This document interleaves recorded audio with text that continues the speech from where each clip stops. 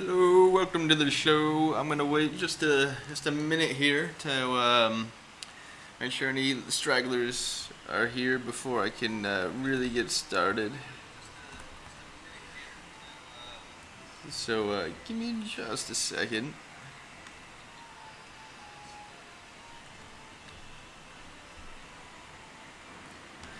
So yeah. Um, Give it just another minute, but in the meantime, I guess I'll talk a little bit. So the format that I like to do here is I have a list of things that I want to talk about and show, and so I like to kind of show new developments since the last time I streamed, talk a little bit about kind of the thought behind those things, and then maybe get into developing a new feature for the game. And in case you don't know, the game, it's basically a game about having a pet planet. You have this planet floating in space, and you can kind of terraform it, shape the land, set some parameters like, what's its radius, how far is it from its star, what is the axis tilt as it spins around that axis, and a couple other things, and then you can just let it evolve. There's a crazy physical simulation that's going on all the time, and so you can get some cool weather patterns and other events and life forming on your planet. And it's just meant to, you let it run, you let it sit on your desktop, and then you come back a while later and check up, see what's changed. Maybe some crazy event happens. And then, that's basically it. It's kind of a chill, see what happens kind of game. Just meant to fill out your day a little.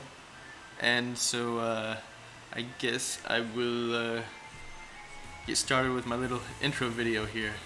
This is your brain.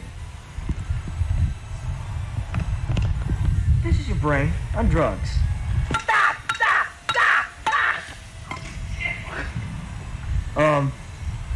Never mind. Just don't do drugs. Okay, so that's something from my childhood, and I'm not going to say any more about that. So I have this list of things. So I was thinking about trying to get people excited about the game and what would make people really like it. And so I thought of this concept of player stories, where after players play your game or your app or whatever you want to call it, that they have like a story they could tell, or that either to their friends or just as they're observing it, it's they have the impression of a story. And so I went and I wrote down a whole bunch of things like that could happen in the game. That could be like something that feels a little bit like a little mini story, or something you could tell a friend, or something that you'd have an emotional reaction to. For example, there's a desert, and then a sea fills it in because maybe there's a tidal wave, or who knows, maybe the land just eroded until it connected with the sea, or there's an inland sea and it was cut off from its water supply, and then that totally changed the evolution of life around there. Or there's a kind of like a green area, and then this mountain range rises, and it creates a desert in its what you would call a mountain shadow, and so on and so forth. So I've got all this big list, and you can read over if you want. But one that kind of stuck out to me is something that I can do hopefully pretty quickly, and is that a meteor and that I would hope looks kind of cool, sounds exciting to talk about, is that a meteor creates a giant tidal wave and it destroys a mountain range, or at least the life on that mountain range. So that was something that I kind of prototyped over the weekend, and I can show you that now. My list of things I want to talk about is to show you the new meteor stuff and some changes to the water physics I had to do for that. A little bit of changes to the life simulation. Still pretty basic. Some new terrain terraforming brushes. Some new atmosphere rendering stuff that I'm working on, and a little bit of work toward having real wind.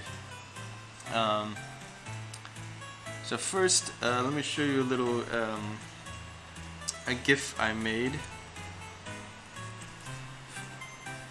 So I was creating this to try to get people interested in the game. So it comes and it creates this huge wave, and you notice that there's some green life on the land, and once that wave hits it, it just kills all the life, and then it's left as sort of a barren desert.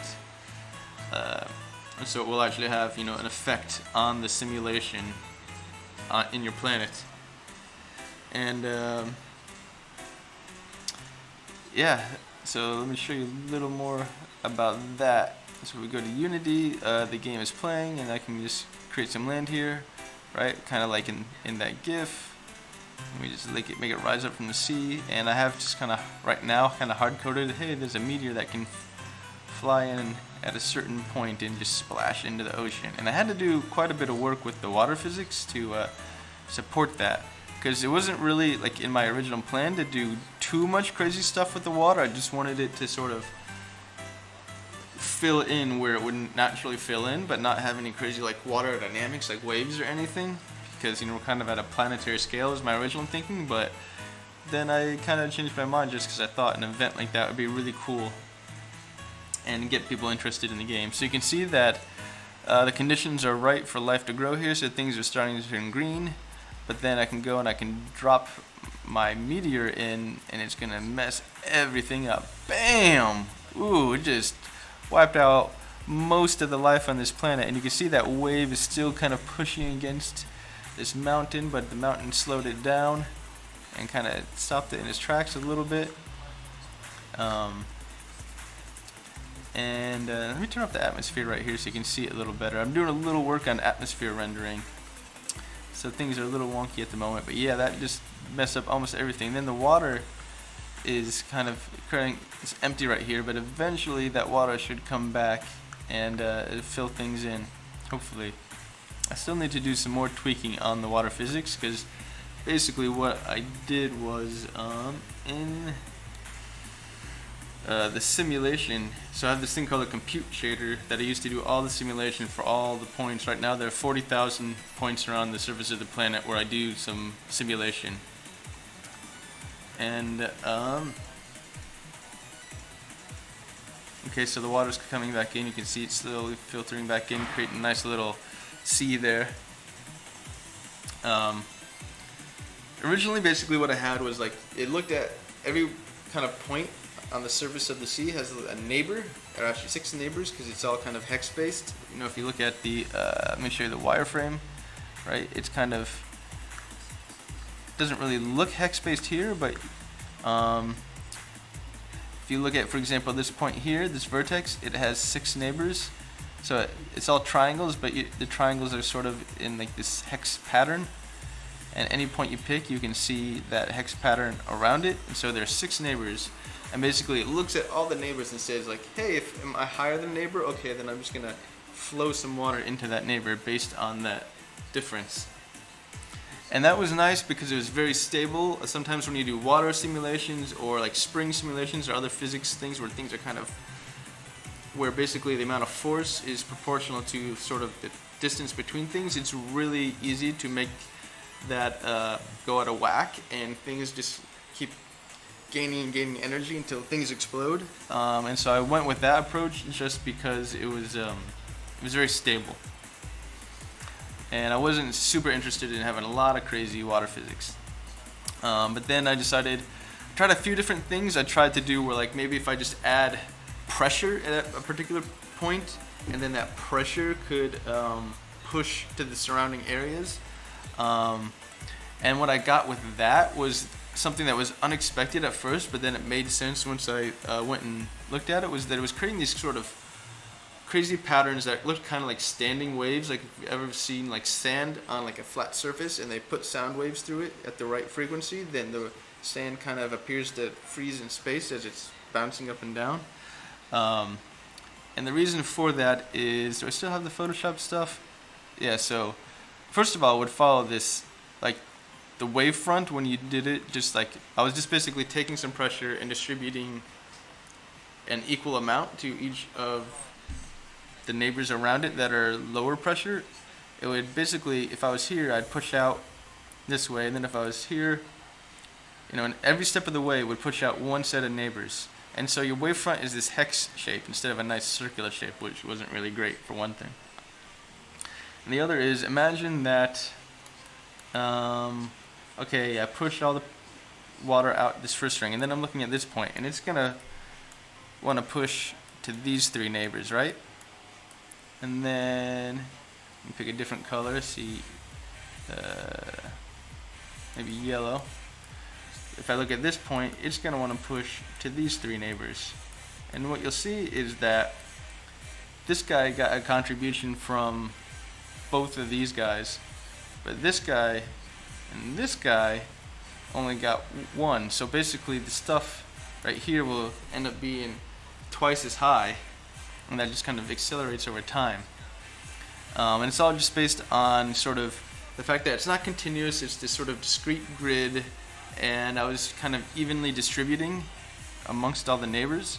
And so that wasn't great, and so you'd have areas that were kind of flat and areas that were kind of high, and even the areas that were high, kind of radiating outwards, would have peaks. But then when I changed from just a simple pressure-based model to a velocity-based model, I could basically give each point an outward velocity. And then I calculated the math for like, oh, if this triangle is moving, like what it, or actually it's not a triangle, it's, I define each vertex as representing this hex that's like the area closest to it, often called a Voronoi region. So here you can see two of those regions. Like if this guy's moving in a certain direction, how much will it overlap its neighbors? And it turns out it's some pretty easy cosine based math, and so based on that I can distribute different amounts to the different neighbors. And so instead of this guy getting twice and these guys each getting one, you basically get, this guy gets like 1 and this guy gets 0.5 and times 2, something like that. And also, since it's velocity based, the wavefront isn't quite following that pattern of moving in increments of 1, because when it's velocity based, distance matters. So even though we are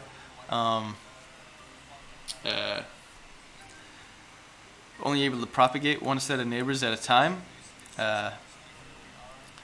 because the distance from that original center point will be different, you'll have the points that are a little bit further out will be lower, so it still kind of maintains that nice circular kind of pattern.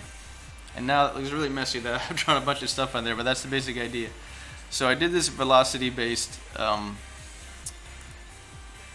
simulation, and I'll quickly show you a little bit of code for that.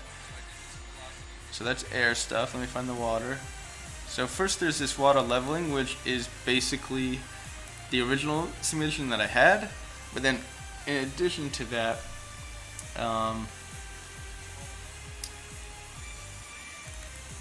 water velocity polar, oh, maybe it's up here. Okay, yeah, it's up above.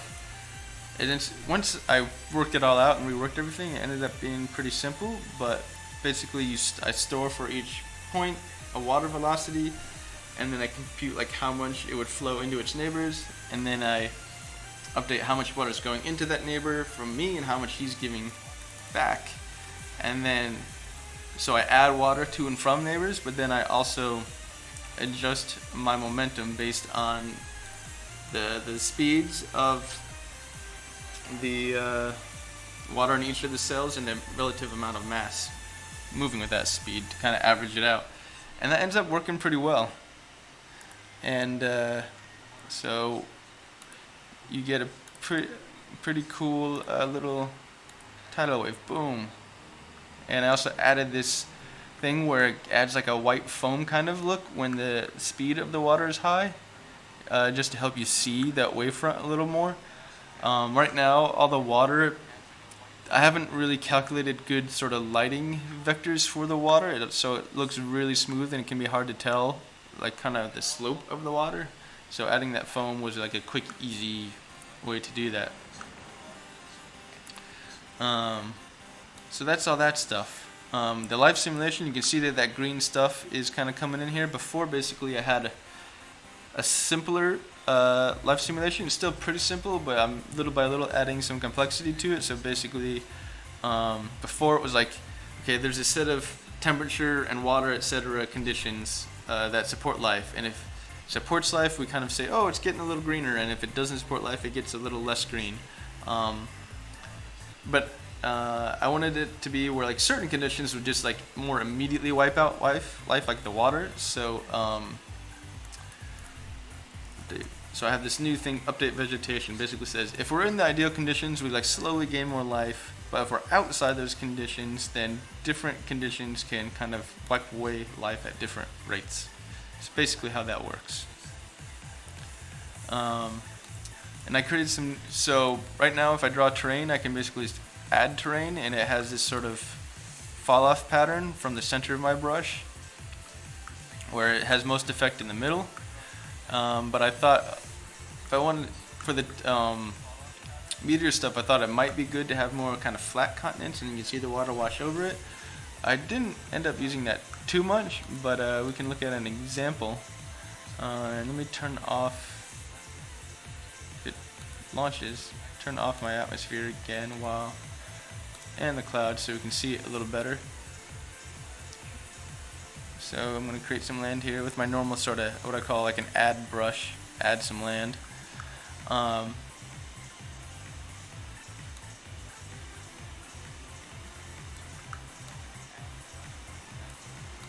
I wanted to draw a little more land, so I made this thing so I can also do what's called leveling, so I can pick a point and then I can just make everything kind of move closer to that point, give it a nice kind of flatness. And so here you can see I've made a nice kind of flat, relatively flat beachy area. I could also do it up high and make it a nice butte, which looks kind of funny, and I can make that where it's kind of a soft brush with a fallout, like it has more effect towards the center, or I can do what's called a hard brush, where it applies more immediately to the whole circle. And it's a little more obvious if I make the paint speed higher, so I can take that and now I made a nice crisp outline. If I were to go back to the soft one, then not all of it gets quite to the height right away. So you still have a little bit of like a gradient.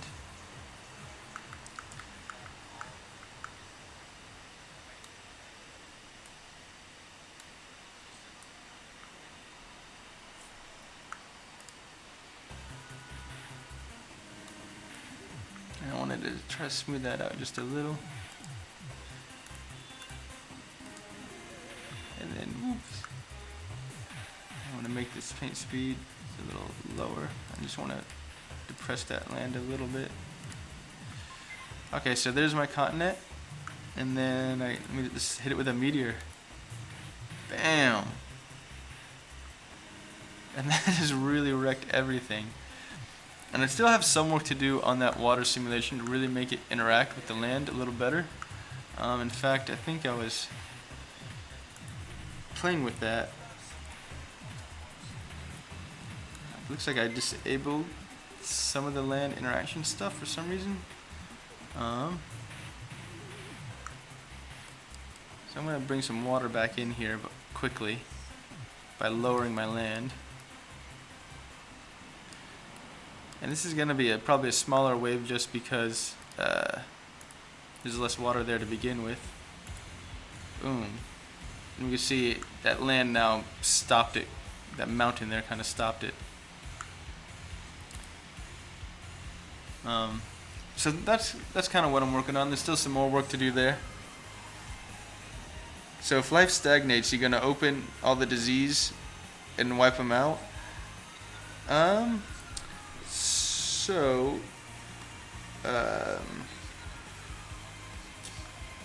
not sure what exactly you mean by open all the disease. Maybe if you can ask a little bit different, I can have a better answer, but I haven't gotten too deep into thinking about the life simulation, but I have some thoughts like right now it's just like, oh, if the conditions are right for life, then life can grow. But in reality, like life needs to come from other life. Basically, at the beginning of life, eventually some conditions created the ability for certain types of organic molecules to self-replicate, and eventually that formed into cells, and life began. So like I would have something to like basically over a long period of time, if the conditions are just right, eventually some microscopic life will spontaneously form. But then after that, for like vegetation and stuff, basically it needs to come from other life. So you could wipe out all the life on a continent, and the only way we get life back is either if billions of years go by and the conditions are right, or that life somehow migrates from another continent. Life in clusters will begin to disease out. Gotcha. I mean, right now disease isn't really on the docket, and I know you said you were just kidding, but who knows if this game takes off and people keep liking it, and I can like kind of do an early access thing for a while and add more and more stuff. Who knows? So yeah, that's that. The new brushes. So I'm working on some atmosphere rendering. So I have. Can I show you what it was? So like, they're basically. I wanted to have better looking atmospheres because I wasn't really super hot on what it was before.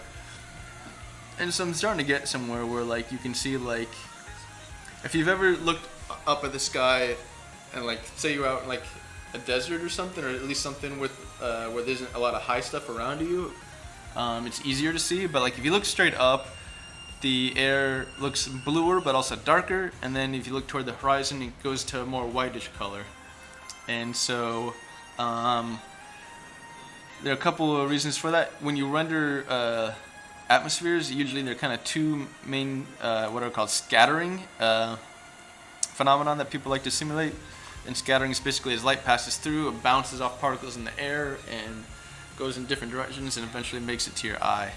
And one is called Rayleigh and the other is called Mai scattering. And so I'm kind of doing a really rough approximation of the Rayleigh scattering here, which is responsible for most of the blue color of the sky, and then the Mai, because it's sort of like an omnidirectional scattering, and it affects mostly the blue wavelengths of light more than others. And then the Rayleigh gives you those like orange sunsets. I mean, not the Rayleigh, the Mai, but I haven't gotten to that part yet. And so you can see here is basically your view ray passes through more of the atmosphere. It goes to a brighter and whiter color, and then it becomes more transparent and more dark and blue around the outside. And so can I compare that to what it was before? I'd have to look at the old code, which I don't have my source control exactly connected just yet. But we can look a little bit at what I'm doing here. So basically I had to get, first of all I had to see if it occludes with the planet itself. So, right, I get that whitishness around the rim because it's like the ray isn't really hitting the planet, so it's passing through a lot of atmosphere, is where if you're looking at the planet, you pass through a lot less atmosphere. If I turn off that occlusion of the actual planet mass itself, then you can see you'd be passing through a lot of atmosphere if it's just a big ball of gas, and so it gets crazier and brighter white. So I have that going on, and that helps get those nice horizon lines. And then basically I do a rough, if you were to do this for real, like you'd like trace the ray through, millions of points through the atmosphere and calculate the contribution at each point, but that's too expensive. So I do basically a travel distance times density times a color, which is like a blue color. And so the further we travel through the atmosphere, the more that color we add, and the denser that atmosphere is, the more we add. And the atmosphere is denser closer to the surface level and more thin, as you get closer to space. So I'm doing a quick approximation of like how deep into the atmosphere you are, and that's gonna like over the average over the rays it goes through. And I did some quick trigonometry to figure out kind of an approximation, and then I used that for the density basically. And that's all I got. That's all it really is. And the next step I want to do is actually add some shadowing, because the sun is lighting all this stuff up, right? But depending on where the sun is, parts of where you're passing through the atmosphere might be in shadow, and so that'll make it have a really cool dynamic effect to it. And then the next step after that would be to add that Rayleigh scattering. And yeah, that's what I've got so far for that. And then I started working a little bit on some wind simulations. It's not quite where it needs to be yet, but we can take a quick look. So what I'm gonna do is I'm actually gonna make the planet rotate a little bit, and I'm gonna draw some land. And there's my nice sky. I'm pretty happy with how those clouds look when they're kind of complete. I still wish I could smooth out the edges sometimes when you have like a kind of a distinct border between areas that are cloudy and areas that are clear. But I'm going to go ahead and draw some land. As my sun passes around, I get that nice turquoise color.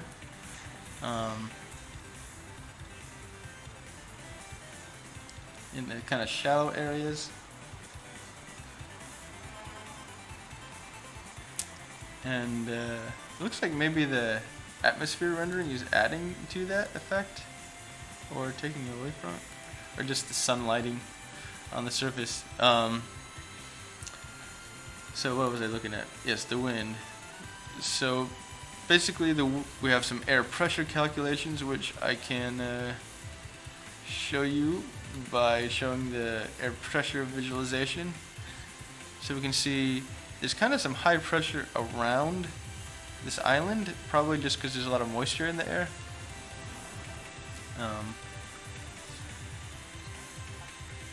And that's kind of just adding to the mass in the air. I think there's still some things I can do there to make that a little more physically accurate.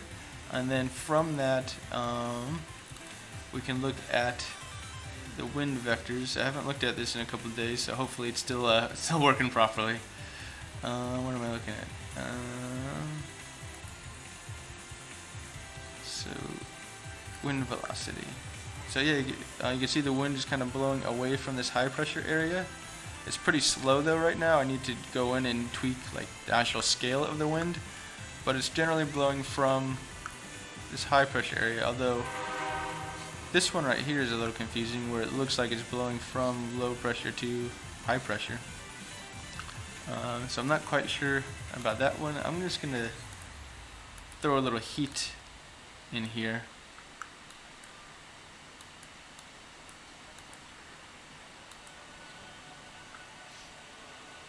Once again, it looks like it's because I've caused a lot of evaporation, like a ton of water to go in the air. It's increasing the air pressure.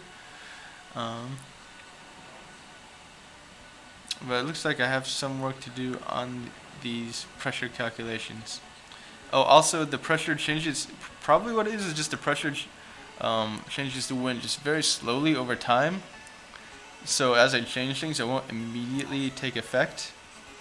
And so that's probably a little bit of what's going on. But there's still some more work to do there.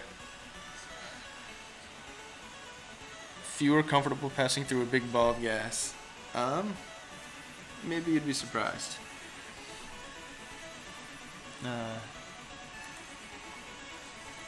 So that is that, and so the next thing I wanted to work on was the shadowing of the atmosphere.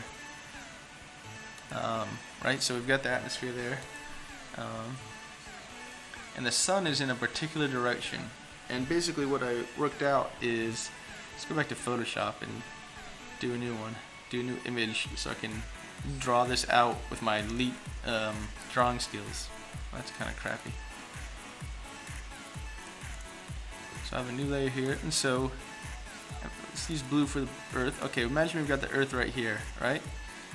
And then we've got the sun over here shining, blah blah blah, and the sun's far enough away that all its rays are effectively parallel.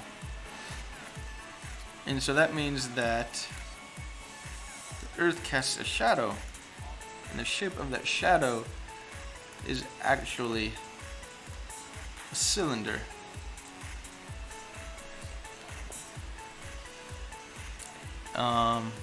And that is a cylinder. And the Earth. Don't get any weird ideas. So basically, and then we have the atmosphere. I'll do that with like a lighter blue. That's not light blue. So imagine this is the atmosphere around the planet. And so then we have our view ray passing through, right? That's maybe a better example would be like this one. Okay, so we have a section of the view ray which is indirect light as it's passing through the atmosphere, or actually basically the air in the atmosphere is indirect light, and then that's scattering some light back toward your eyeballs. And then, but this part right here is all inside that cylinder, so it's all in shadow. So basically, we have this zone that we want to ignore, and we have let's use green. This zone is like the actual part that's going to be lit up. So we need to calculate the intersection with that cylinder, and then compute what's the percentage that's actually going to be in light. And it gets a little tricky because if you imagine for a second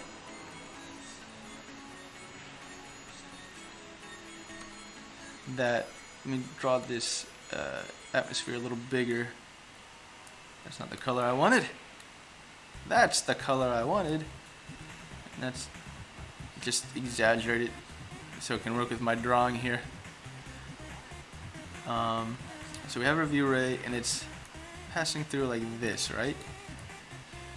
So you've basically got two sections that are lit up. You know, you've got this section here, and you got this section here. And that's in that case. There could be a case, you know, where there's only one section that's lit up. Maybe if the view ray is passing this way, I don't really like that arrow.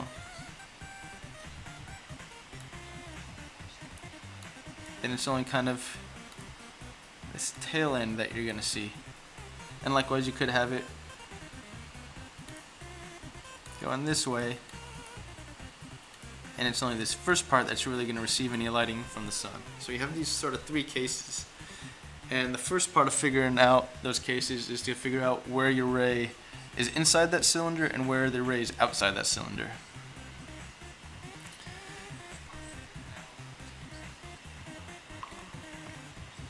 So I started writing some code before the stream started. I haven't tested it yet, so hopefully it's not broken. But basically, it just calculates the intersection with that cylinder. And how you do that basically is you collapse all your 3D stuff to like a flat calculation in a 2D space. And then you can basically calculate the intersection with a circle. And you can do that using our friend the quadratic formula. And that's basically how that works. And I wrote some comments kind of just describing how I derived all the instructions there. But we don't need to worry too much about the details of the math. Just think about how we're going to apply it. Good to see you. Thanks for popping in, and hopefully this is interesting. I'll give you a quick little recap. So there's the planet. I added a little bit of stuff, so you know here I'm drawing terrain, which I had before, but I added a new thing, which is I have different types of brushes. I have, that's the add brush, the add terrain. I can also do a leveling, and I can do either like a hard fall off or a soft fall off for the brush. So then I could like take that and I could use it to flatten out this terrain and bring up some land to just barely above the sea level, because that's kind of what I wanted, except that's a little higher than I thought it was. So maybe I can flatten that out a little more, and you can see it's kind of low there. And I got my meteor stuff, and I had to change my water physics to actually support making a wave. But here you can see it splashing in. And I also added this kind of foam effect where the water is really moving really fast, and reworked a little bit of my life simulation. I'm going to draw some land a little bit closer to that so you can see its effect. What am I doing? I'm painting. So I'm going to draw some land really close there. And then I'm going to drop another meteor. A meteor. Oh, that's still further away than I thought. Let me restart just so you can see that a little better. And that bright glow is from the new like atmosphere rendering stuff that I'm working on. So let me turn off the clouds just so you can see a little better. I'm going to draw some terrain in here. Blah, blah, blah. It's going to rise out of the sea. And then the water will kind of slowly drain off there. And over time, some life will grow in this stuff if the conditions are right. Right now, it's looking kind of either hot or dry. Looks like there's a little bit of life coming in right there. And then if I drop my meteor, boom, it'll hit that land, and the land will kind of stop it. Whoosh. So yeah, and now my atmosphere rendering. You can see like I've got a nice sort of whitish horizon here, and some like higher up in the atmosphere it just looks more of a blue color, which is actually an approximation of how it works in real life. And but basically I want, right now this lighting of the atmosphere isn't considering really the sun at all, so I want to add some shadowing of the planet itself, shadowing the sun, creating a day and a night. And so I was talking about how the shadow of the sun is basically a cylinder, and so I need to calculate the intersections of my view rays, both as they pass through the atmosphere, which I've already done, and with this cylinder, so that I can say that this part inside the cylinder is basically not going to have any effect.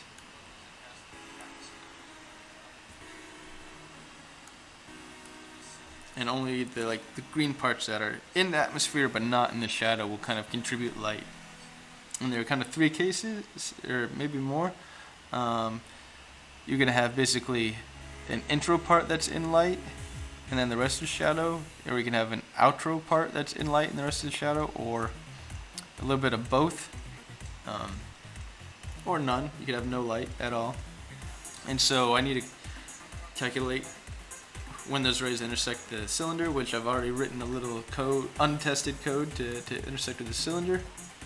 But now I need to think about how I can actually apply that. So and also I should mention that I calculate an intersection with the planet itself, so that if my ray comes through and that's not a good color, it hits the planet, then we kind of stop it there and we only look at this section array. So my initial thought was maybe I can just calculate the percentage of the ray sequence kind of passing through the atmosphere that's in shadow, and modulate the lighting by that. But it is a little trickier just because it might be good enough to do that, but like the part that's in shadow might be like where in the atmosphere that is can have an effect on the percentage of lighting that it affects. For example, in this example here, it's higher up in the atmosphere to start with and to end with, but the part that's shadow is actually lower in the atmosphere, which would actually have more of the sun's lighting if it were actually in light. So we have to like subtract that out a little bit more, but I don't know how important that really is for the visual effect, how significant that will be.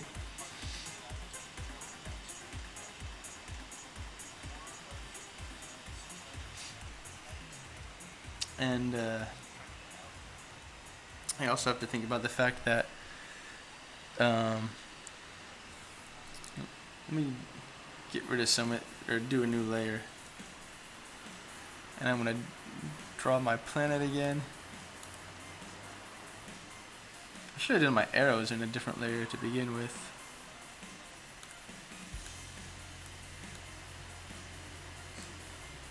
And my atmosphere.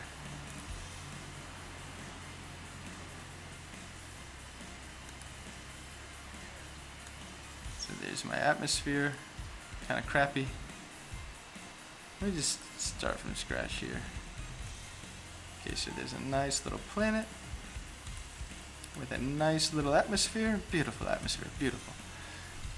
And the sun will be over here, shining and smiling. That's a weird sun smile. Little eyes. Looks kind of like a skull or something. And so it's going to be sending light out this way.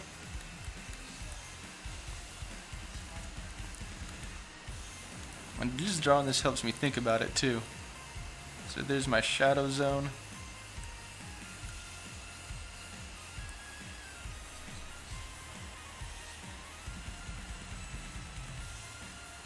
Let me draw that just a little bit better. So there's that shadow zone. And so I could have a view ray that's coming in this way. And it hit the planet, but then also part of it's in shadow. And so that's a little tricky. And of course it could be the other way where how would I do that? So this part's in shadow. That the view ray somehow passes through shadow but hits a lit area. I'm having a hard time kind of visualizing which way the arrow would be.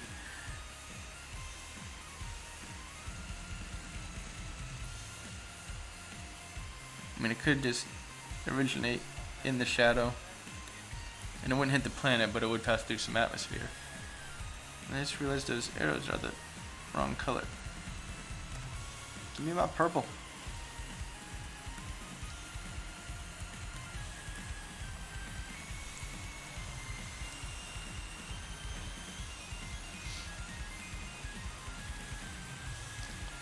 So I already stopped it here, but now it's kind of like I want to stop it here, basically. And it's weird because in that case, the easiest thing to do is just treat it as if your view ray ends right here. But in this other case, and I'm going to use just a slightly different heat color for that. Basically, you could treat it as stopping here.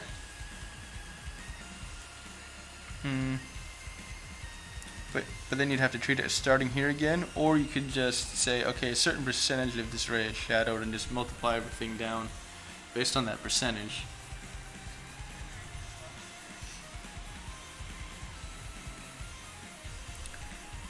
And that approach is nice because it kind of works in either case if you can compute that percentage in either case.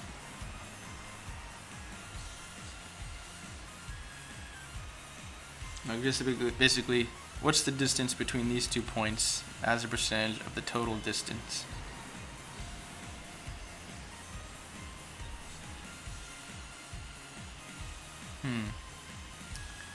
But then, like in this case, you're really only up in the upper atmosphere. And so you would want to it would be considered to be more dense than it really is, the air, if you don't consider that. as the turning point and just do like a percentage based thing or stopping point.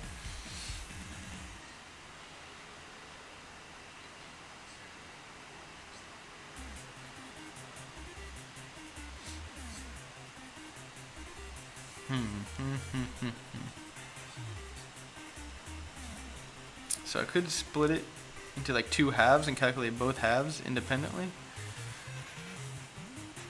I'm not really sure which I want to do.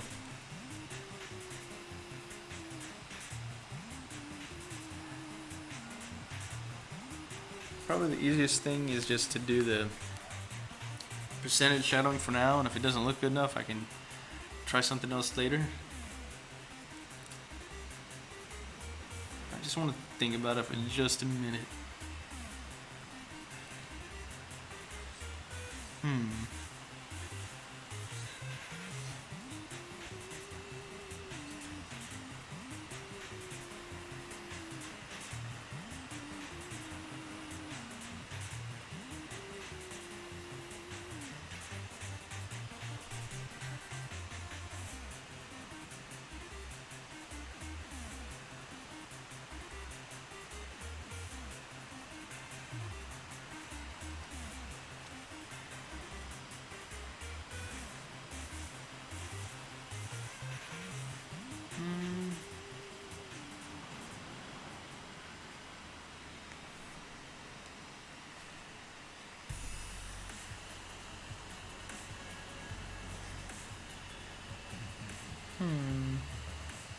I treat that as basically like how I treat when the view ray intersects the planet, then that part will be good, and then how do I handle this other part?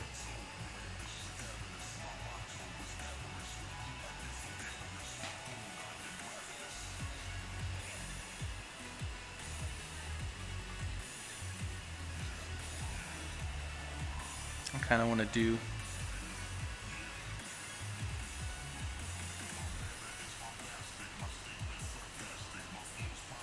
just like calculation from both sides and then add them together.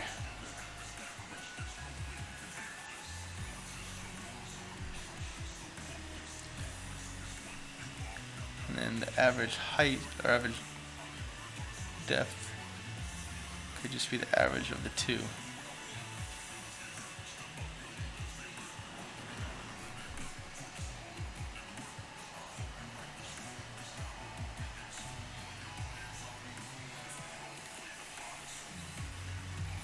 So let me think, how would I adapt what I have here to do that?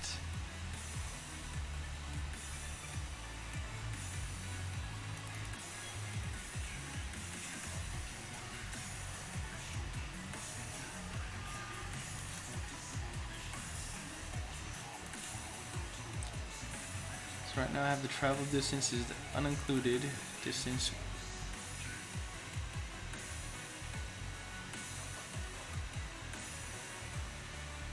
So basically I could compute, I have this point, and I have, so based on that unincluded distance, I could compute the other point.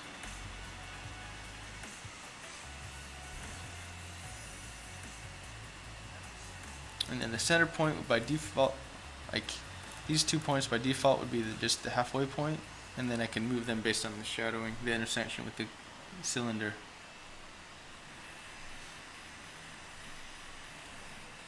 And so I basically have like two line segments that I'm integrating across.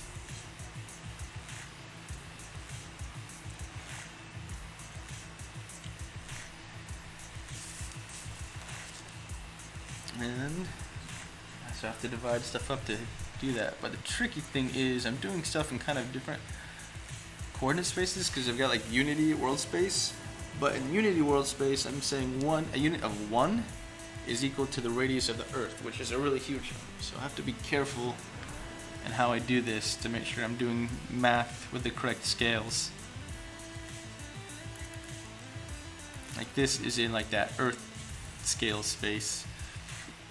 But these ones right now are in what I call like a normalized space.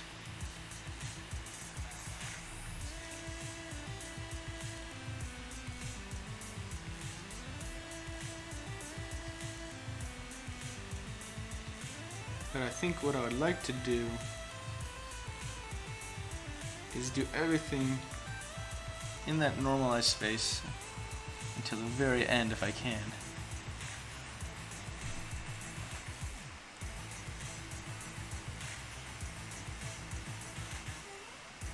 It's right, it's here. There's travel distance. So both these guys are in that Earth space, but if I just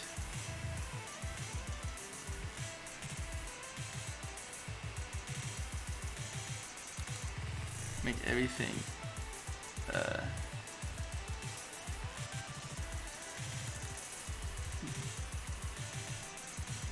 based on that rendering, which I think that was actually a little bit of a bug anyway. And then I multiply everything by Earth radius. Or don't.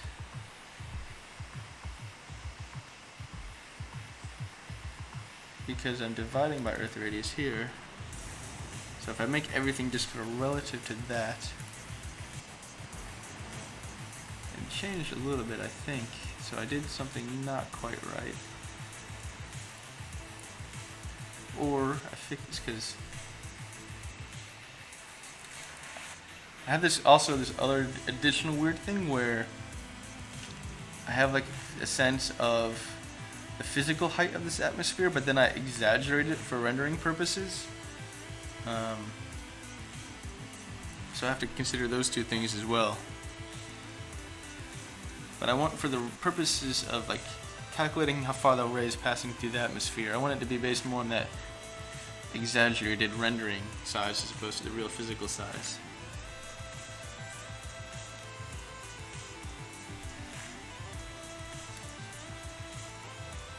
Pretty sure. Earlier I was thinking otherwise, but I think that makes sense.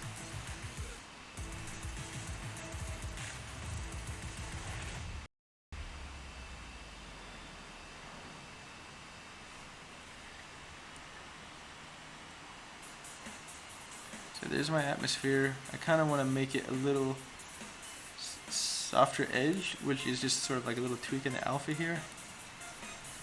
Reduce the opacity.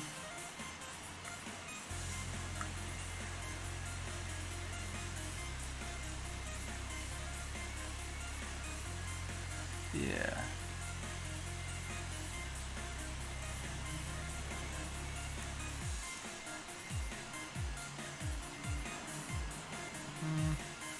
That makes it too white.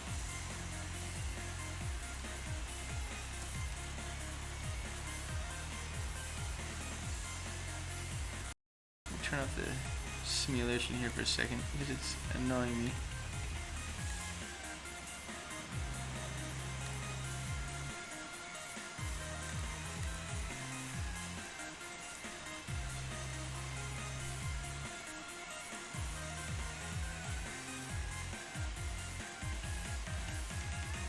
So I like the way that looks. How do I... Okay, I like that. So that's just purely artistic tweaking right there. But there's, leading into that, there's some physical calculations.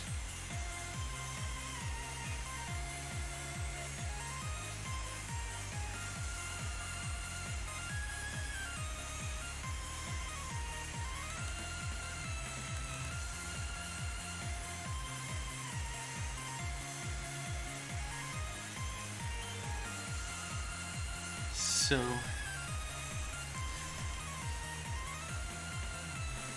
and the planet radius is also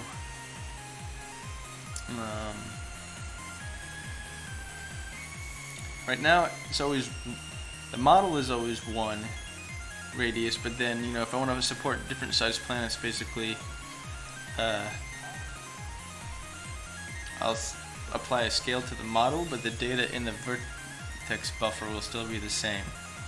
So this will still be the same.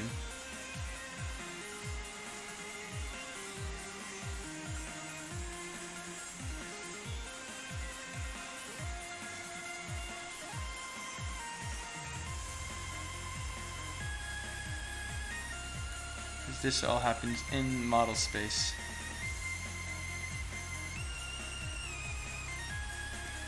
So my math also has to take that into consideration.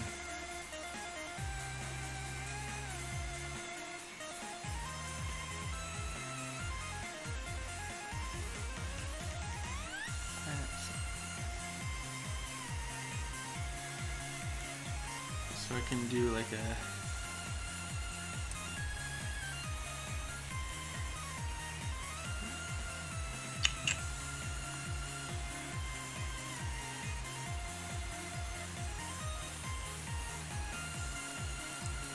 planet scale equals planet size divided by Earth, or planet radius. So this is sort of like relative to baseline. How fat is my planet?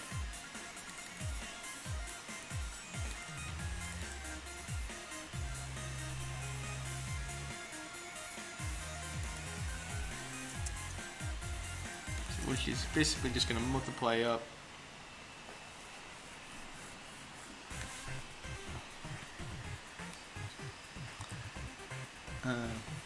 the length of the ray.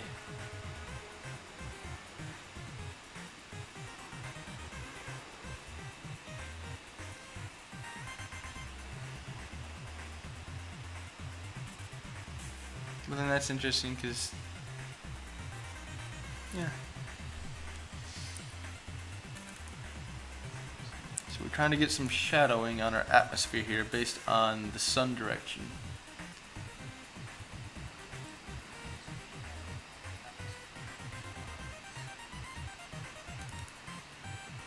Planet scale, Earth radius.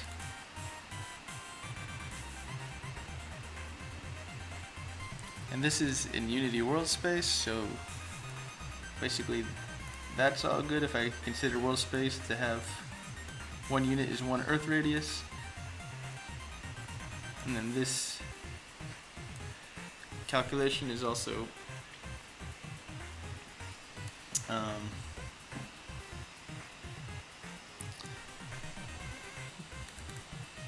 scaled to meet that from the basically the local space of the planet to Unity world space based on this.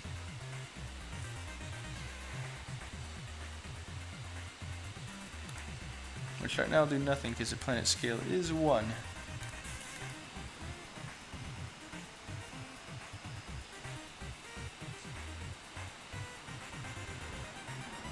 So then we need to basically have 4 distances or points, like where we enter the atmosphere, where we hit the shadow, where we exit the shadow, and where we exit the atmosphere. And sometimes some of those will be the same.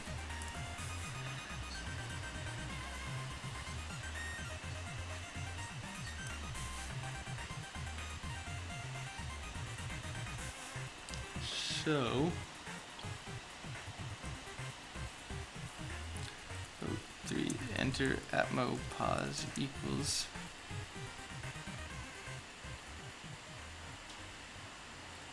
basically we want to take our point.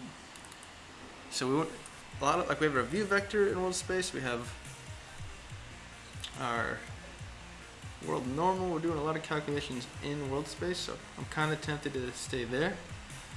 Basically, you have different coordinate spaces based on different objects. You can think of it as basically like where are you relative to me, and there's like a world coordinate space, but there could also be one like I'm 5 units to the left of the planet, for example. So you have to consider those. And sometimes those coordinate spaces have different scales. So like moving 1 unit could be like 1 foot or could be like 1 mile, depending.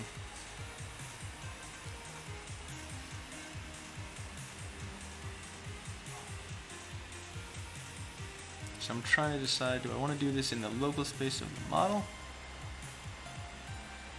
Probably in world space, just because I'm calculating how far we're traveling through the atmosphere based on actual view ray distances.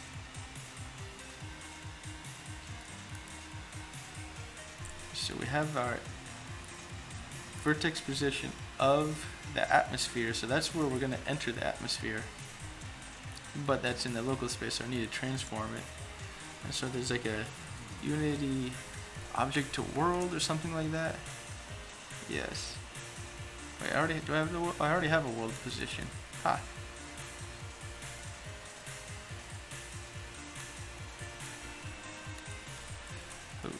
Float 3. Enter shadow position.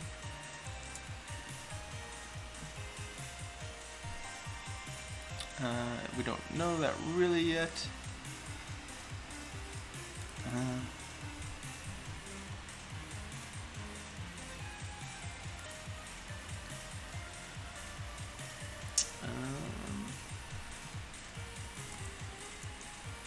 What we're going to say is, like, if there's an occlusion, we're going to start off saying that it's where that occlusion happens, otherwise it's just the other side of the atmosphere, which will have no effect.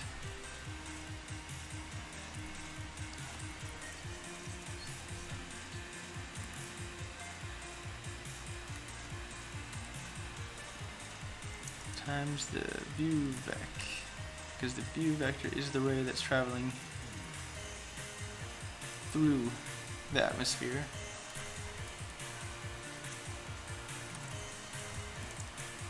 So for the time being, we're going to say that it exits the shadow at the same point it enters the shadow, because we don't have any shadowing yet. So what we're basically going to do is kind of carve out a place where we can tweak the shadow stuff, but we're going to make sure all the stuff looks the same if we have no shadowing, using this new way of dividing it up.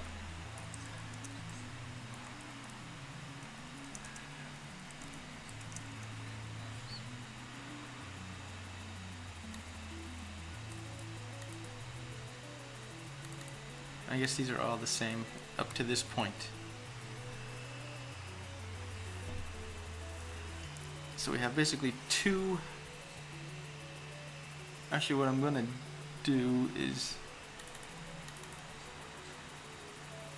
set that to be the exit atmo position, and then we're going to divide that in half, basically.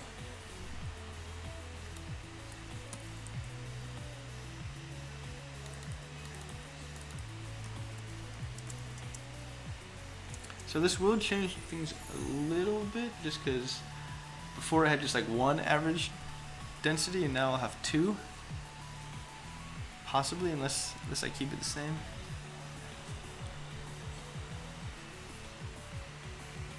Somehow. So that's just computing an average there.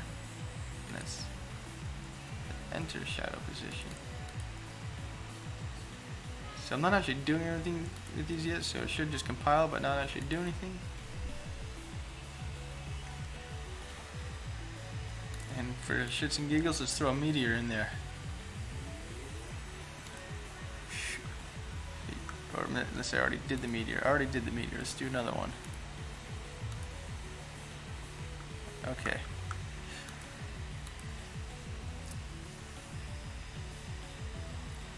The meteor is meteor. Boom. Okay, it's way over there. Whoosh. Massive wave. Like a quarter of the planet. Can you imagine that? A tidal wave? So bigger than a continent. I mean, tidal waves do travel all the way across oceans, but they're not that tall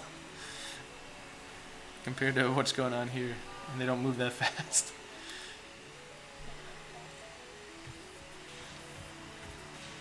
Okay, so basically I need to do this calculation twice.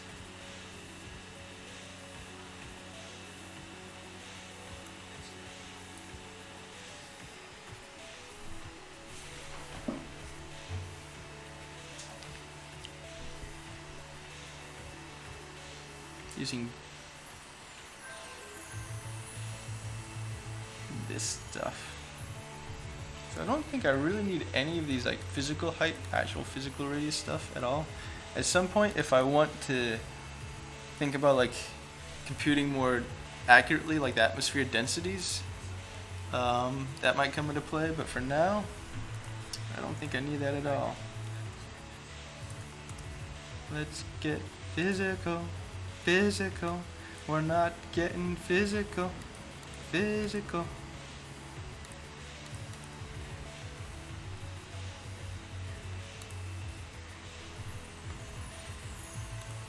Turn off the clouds.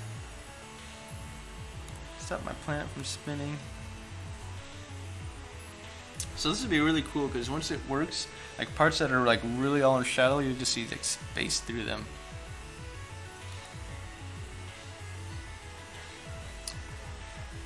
But after I get done with this, I need to go back to working more on some simulation stuff. Like actual simulating what's happening on the planet. But this is just so fun to work on. And it helps make the game look a little better, more enjoyable.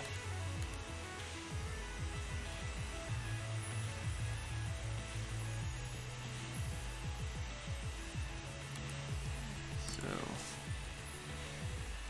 basically I'm going to do, I might be able to pull this into a function.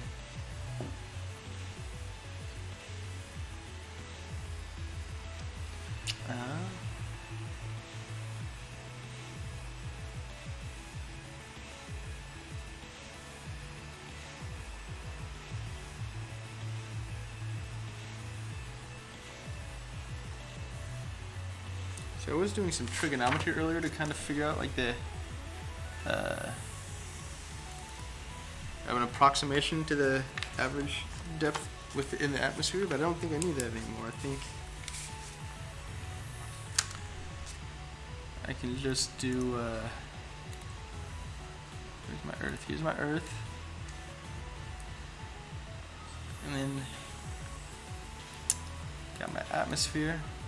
Let's make it nice and fat to exaggerate it, make it easier to see. And then in my view ray,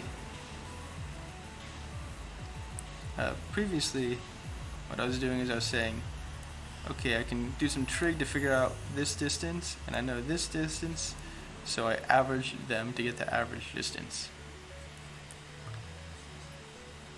But what I want to do, and I don't know why that was black, keep doing this but without going here to actually pick the color. I have a point here and a point here. I can calculate basically this distance and this distance from the planet, and then average it, and I do the same thing the other two, which in this example should give me the exact same value. It's only when it's shadowed or occluded that it would be any different. And in this case right now what I'm doing is I'm just saying that if you're hitting a planet, the average depth is just halfway, which isn't really true because this might, if this comes in at an oblique angle, it might be different. Like if I come in this way, the average, like this is less than 50% of the way, so it would spend more time in denser atmosphere. But that's okay. It's not too terribly important.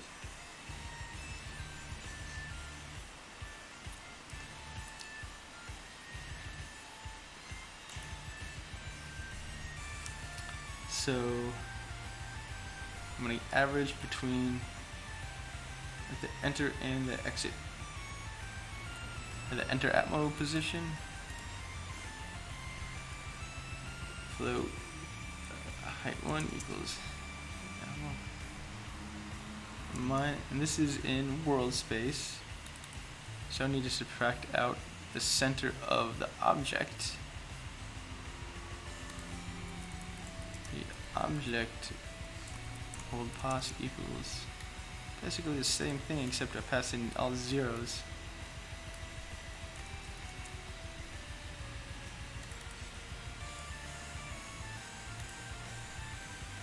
I just want the length of that.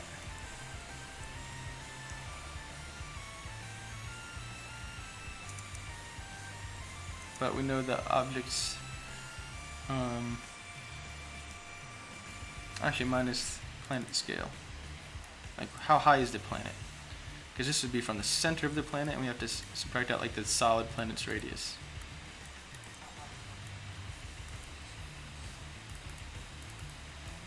We want to enter the shadow position.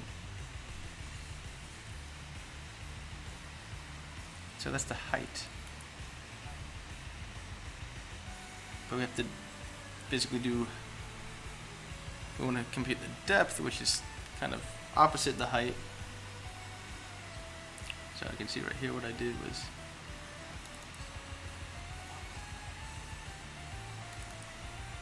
normalized average render radius is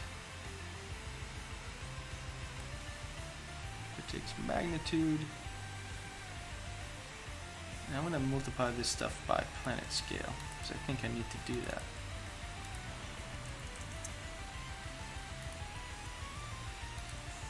To get actual world space units.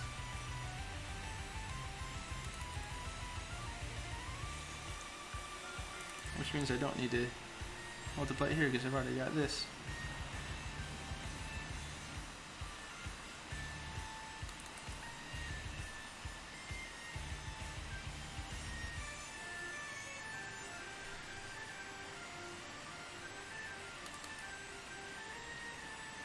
So I have a normalized atmosphere height.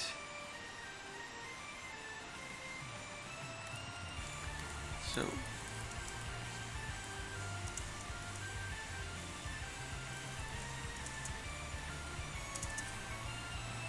basically you want to get that height normalized to the height of the atmosphere, and then you do 1 minus to get the depth within the atmosphere.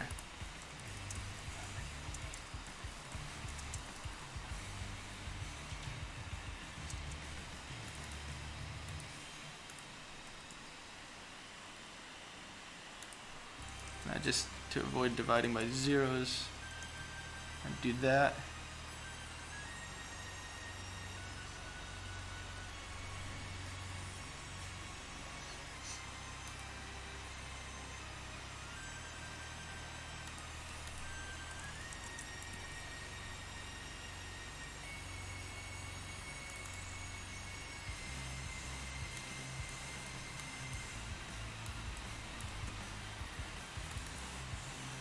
So I have to do this calculation twice, basically. So I'm going to kind of sum between them.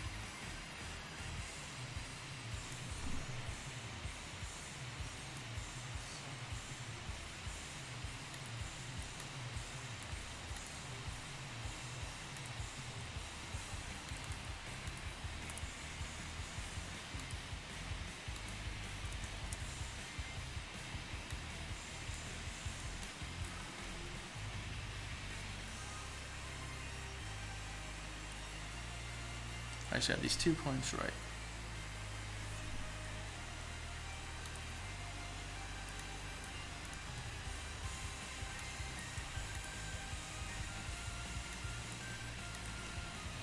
Travel distance is just going to be the distance between these 2 points.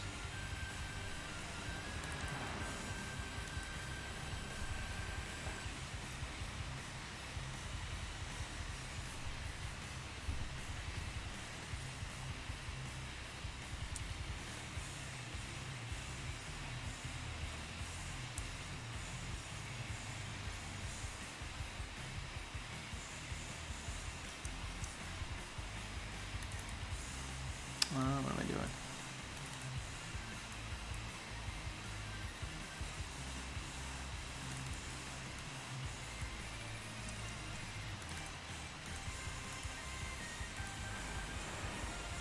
So I definitely am looking like there's enough going on here, and I know I need to do it twice that I want to pull it out into a function. Let me just go ahead and do it before normally first, and then I'll do that. Let's travel distance in lane.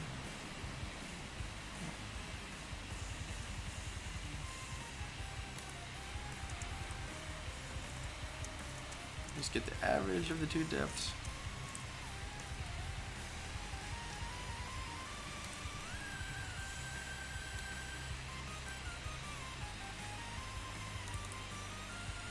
Point scattered.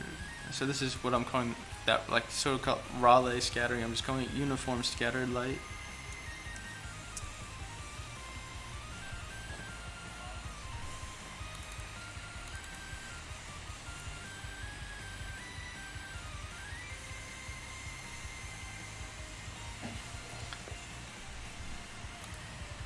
And I just multiply by 10 to get a good sort of color and opacity, because the density is kind of like not a physical thing. Like neither the distance nor the density are real world units, so I just needed like a scale factor.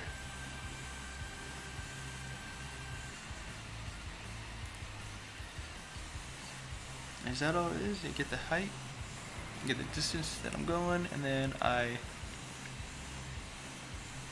multiply that by the average density.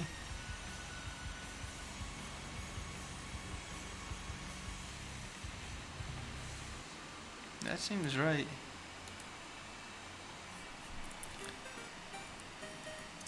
So what I'm gonna do is just make a function called like get uniform scattered light between 2 points.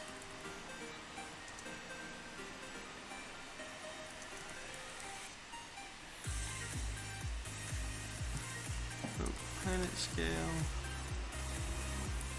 and float free planet pass. So I think those are all the parameters I need.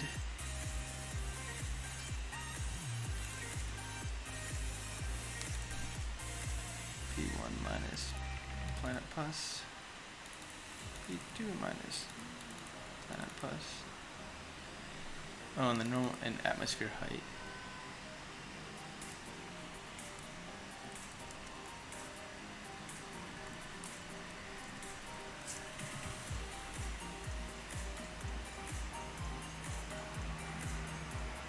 This is planet radius is what this really is.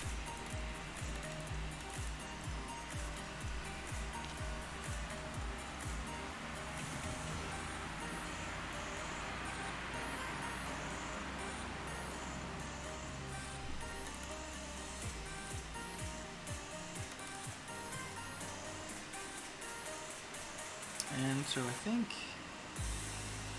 oh, density, what is density? Density is this guy.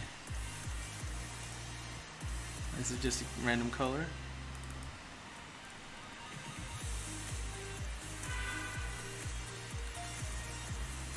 So now I come down here. If my thinking is correctly, if I do this right, nothing should change. Like it'll look exactly the same on the screen.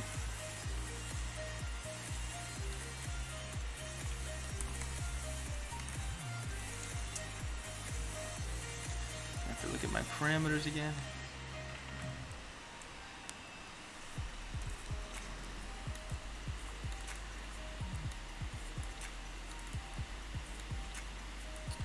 And sometimes, like basically with the shadowing, these could be the same values, so I'll get a 0 addition from that.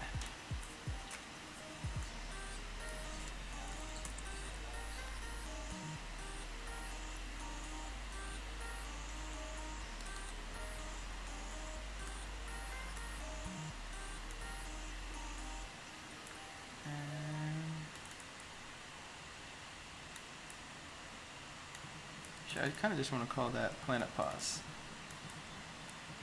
Or planet world pause. Just it's nice to say like what space you're working in so you don't screw stuff up.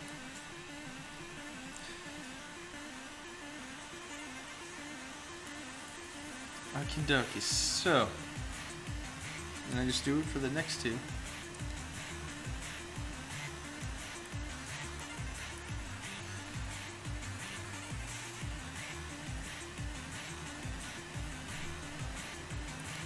Exit shadow pause to the exit atmosphere position. The rest is the same. So I have like these two line segments. Seems pretty good. Seems, am I missing anything? So would it be the same in this case where I used to just say it's half? Because the average position for this first thing will be basically average of 0 or 1 and 0. And then this one will just be a bunch of zeros.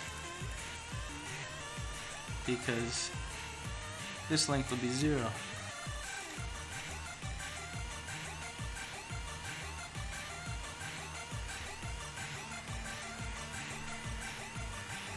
Actually, no, I broke it into two sections.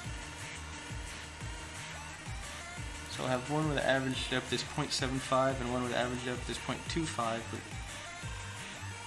those will average together to be 0.5. Now, if in the future I do like different density calculations that aren't linear, it would be a different result, but for now, no.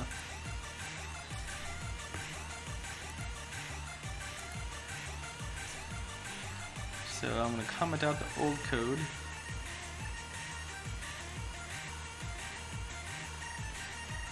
So that's what it used to look like.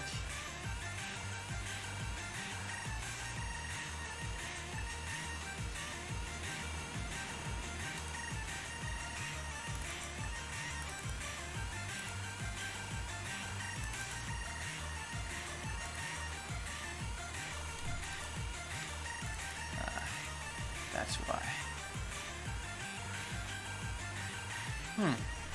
That's interesting looking.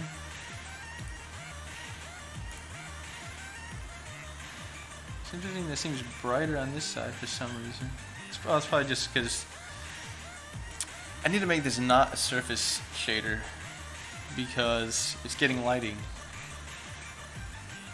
from the light and that's creating this highlight.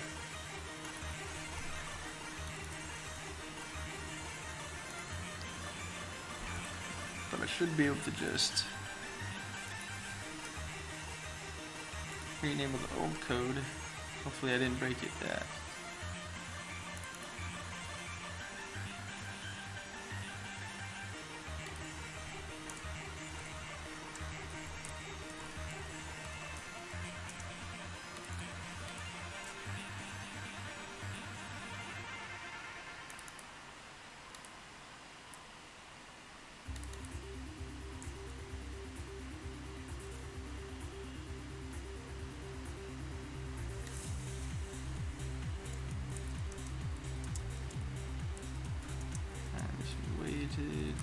Travel distance times that color that I had. Where is it? Where is it? There it is.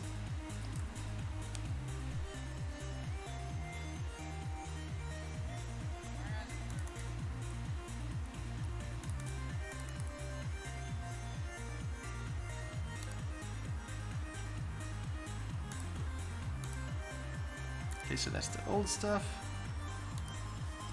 And then this is the new hotness, which should look exactly the same so far.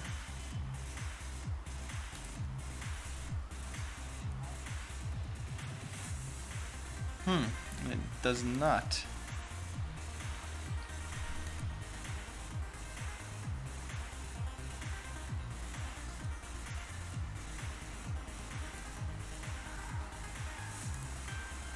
So what I'm going to do is take a screenshot for reference. That looks pretty good if I do say so myself. And then if I undo that code,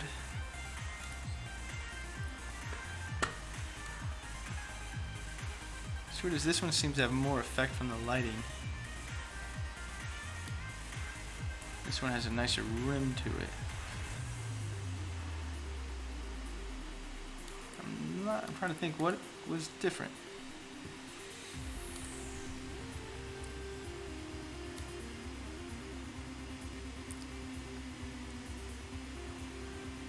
This one has a harsher edge to it, too.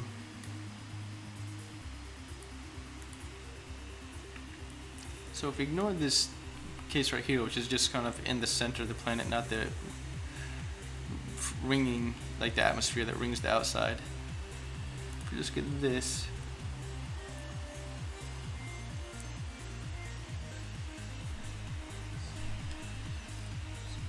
Like it was travel distance times density times the color times 10. So the color and the times 10 are the same. Times 10 and the color. So only the difference could be the travel distance or the density.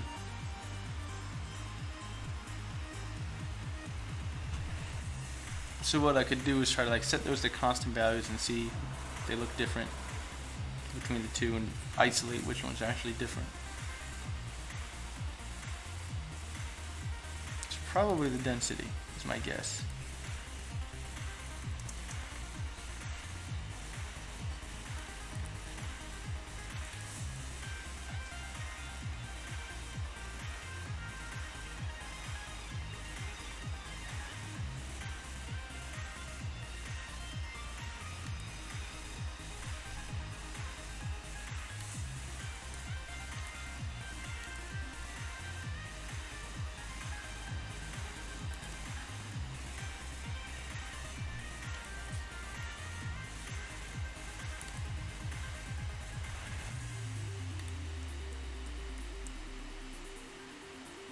And you can even see that changing the density definitely gives it a harder edge. So now, if it's the density that's the problem, if I use new code, it should look exactly the same as that.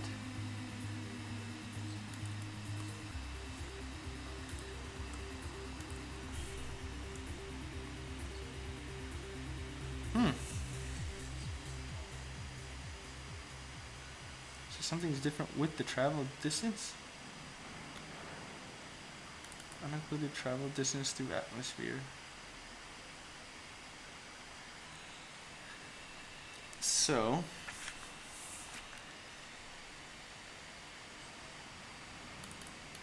this was the travel distance.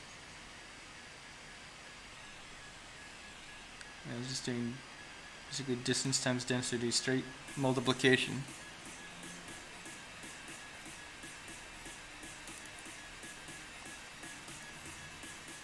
Enter ammo, enter shadow, exit atmo. So exit atmo is assuming there's no occlusion. Assuming this is normalized, right? Yeah. So the distance between these two should be this. And so the distance for each segment should be half of that, and when you add them together, it should get the full thing.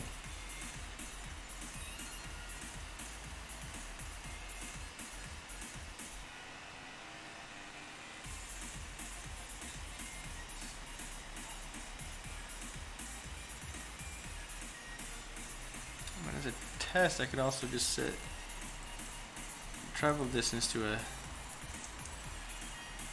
fixed value.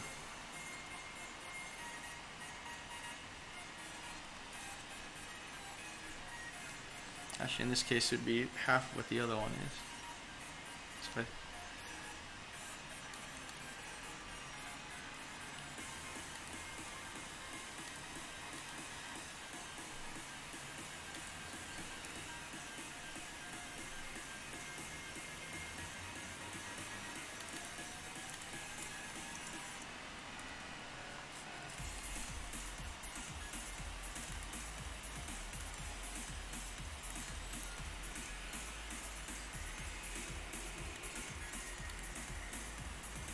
So let's compare by properly toggling the two code paths.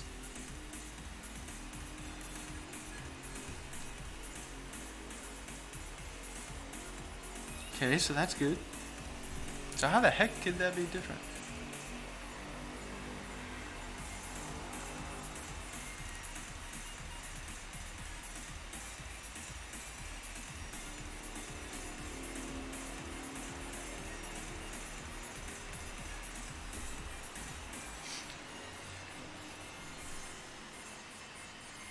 This should be 1 billion.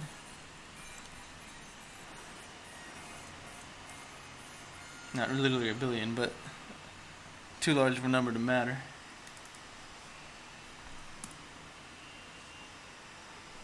Enter, exit, enter ammo, enter shadow, exit shadow, exit ammo.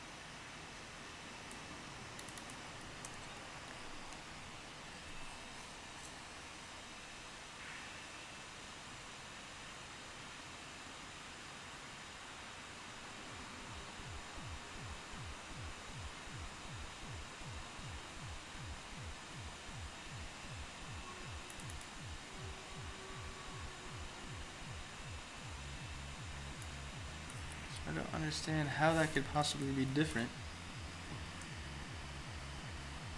It's just twice adding half the length.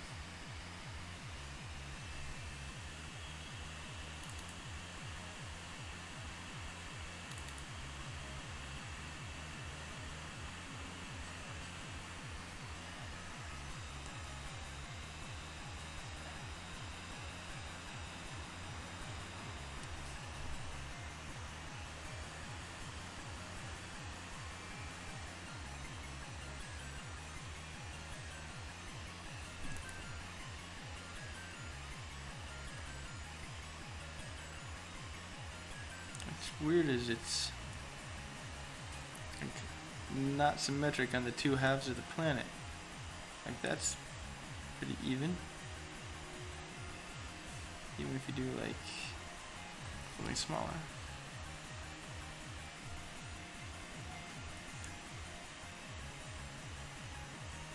It's nice and even.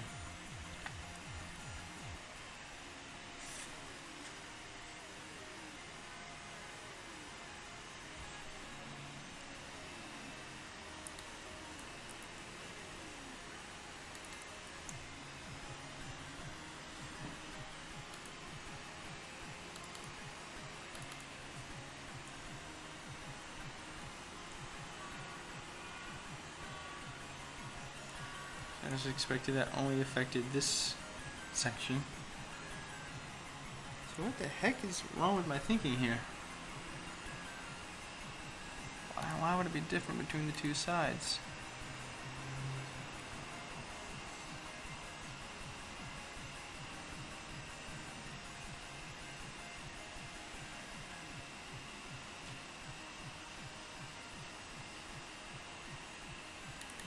Unless I'm doing stuff in different spaces? UVec is... I'll just do this.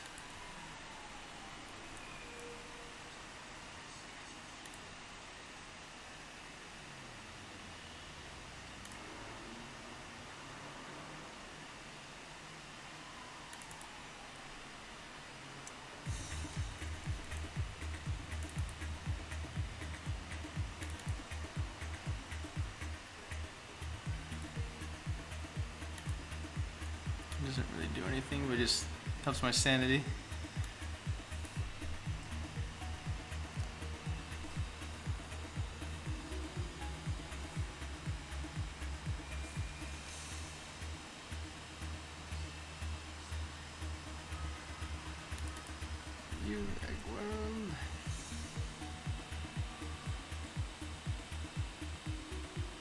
That's a unit vector times this.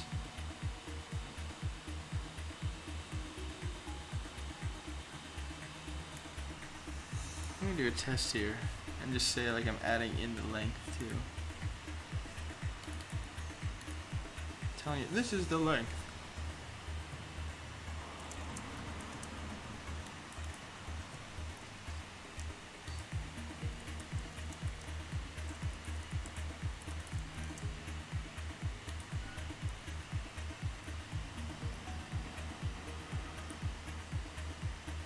The heck? That's why I knew there was something like that. It's a float 2 instead of a float 3.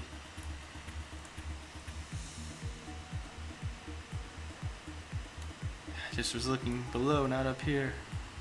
God, that's the one annoying. Like, it's really flexible how shaders let you change between different types, but man, give me some warnings. I wish I could make that a compile error. Maybe there's a way to do that.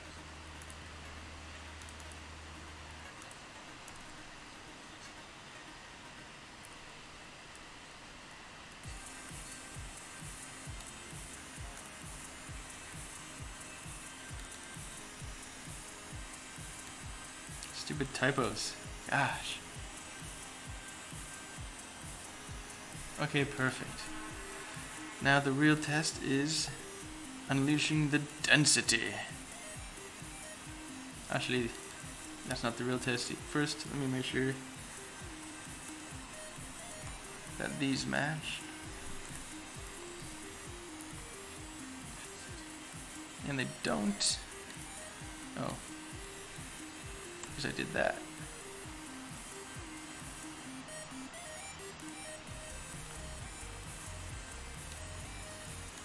So these should match. Perfect. Okay. So now we get rid of that.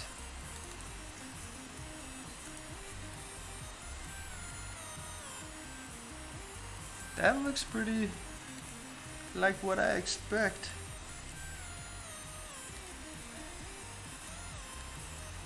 See if it looks the same. Okay. See, that's why it's nice when you're changing shit around to like have like a baseline to compare against.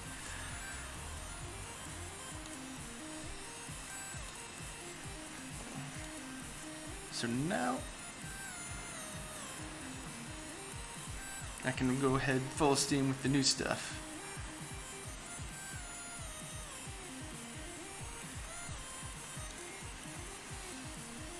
Okay, so basically what I need to do is adjust these shadow positions based on that calculation.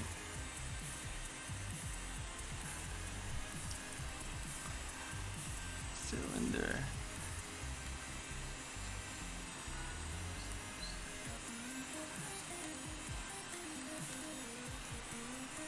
Okay. Now sometimes what I do to find my places, I quickly undo and redo code. So the right origin is going to be enter atmosphere position. Right direction is going to be the view vector. These are parameters I got to get from the CPU. Or actually, I guess this is just the planet position. But the cylinder data I have to get from the CPU. I want the planet radius. This is planet radius. With the actual orientation of it. And then this one is 2. So these are going to be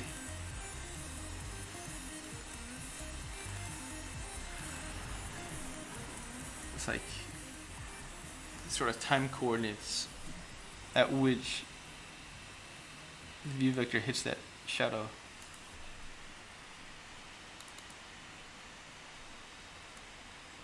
I think if, just double check, yeah, there's 0 if I can't solve the problem, which means it never goes in the cylinder. I'm in full sunlight. So where's my stuff? So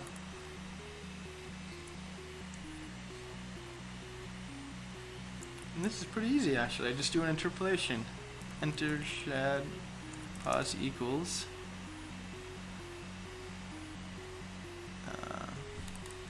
enter atmosphere position plus S1 times view vec world exit shad pos equals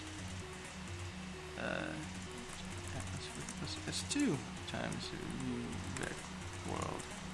That's how I define my rate, and that's all I really gotta do. And so I would just have to get those cylinder values. But I could do a quick test, just like arbitrarily hard code some in.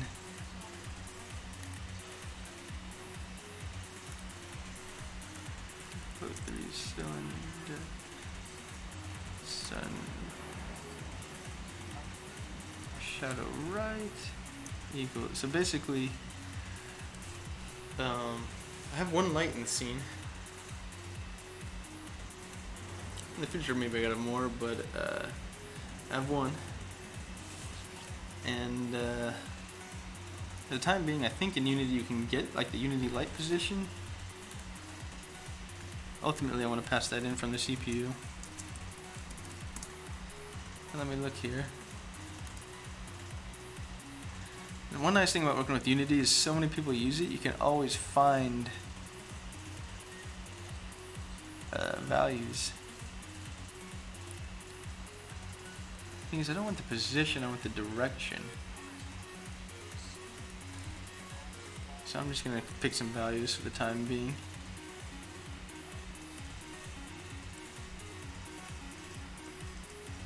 So I'm just going to say sun is shining along the world Z direction. Sun shadow up equals 4. Ooh, a tricky part is I have to know if I'm on the sun side or the shadow side. I didn't think about that, did I? Did I?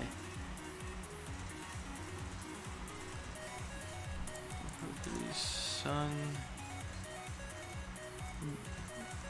light there equals. So basically, if the surface is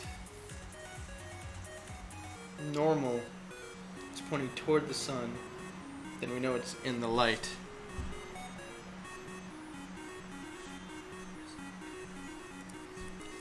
Float in if dot sunlighter. So to be pointing away toward the sun, you have to be pointing away from the direction the sunlight's flowing, which is what I'm calling sunlight here. And then normal, world normal.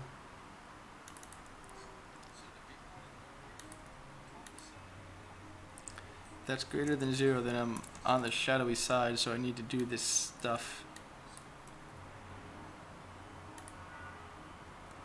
That might as well go ahead and be a dynamic branch, because that's pretty coherent.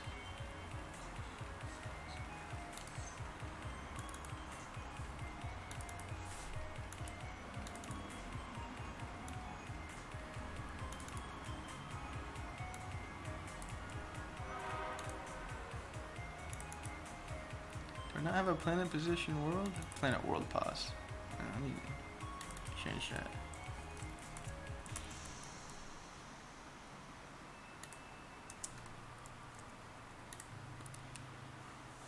It looks like I fixed all but one of my shader errors. Don't I have a planet radius?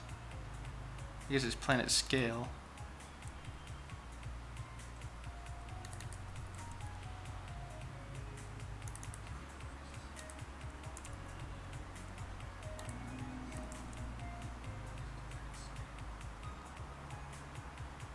Okay.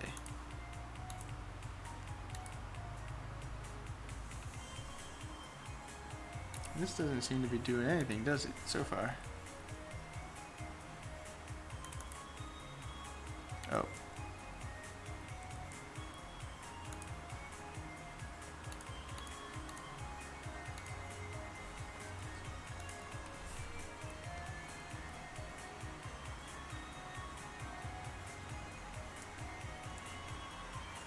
It could be that something's wrong with my intersect cylinder, or it could be that I doubt it that I'm looking directly. Well, if I'm looking directly on the sunny side, maybe I'm looking on the sunny side. Where's my main camera? It's a planet. It's not rotated. The main camera is rotated, so that seems unlikely, but so the world Z is that way, so I'm kind of on the sunny side, but not totally, so that doesn't add up. What if I just pick arbitrary S1 and S2s?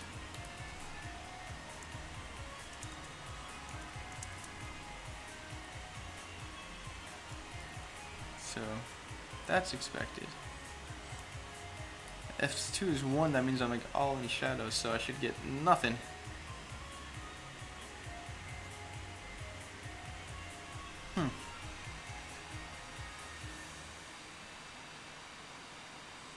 Well, not nothing, that's a Earth radius.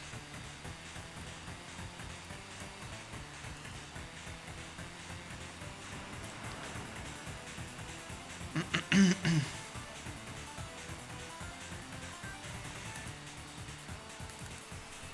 if I make it that, I should be totally in shadow, but I'm not for some reason. So it might not even be this. It's something. This is weird. Enter. So these should be the same value. These should be the same value, so I'm confused. If I do a quick test. Okay, that disappears like I expect.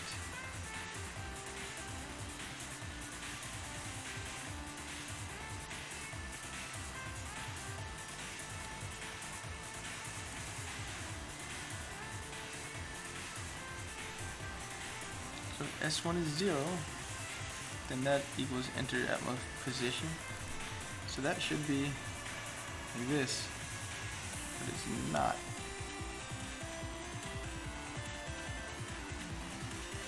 And exit shadow position. And this is the branch is killing it. This if is not working somehow.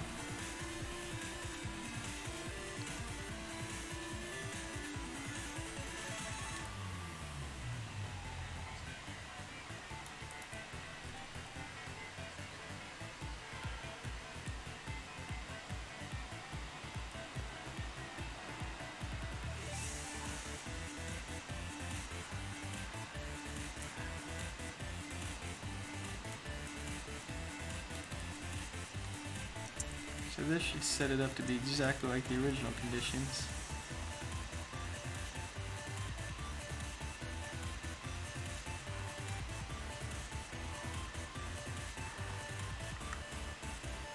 Except without the inclusion.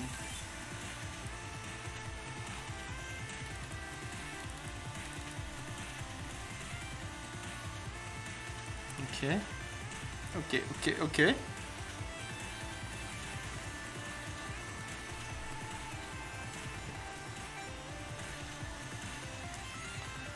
That's good.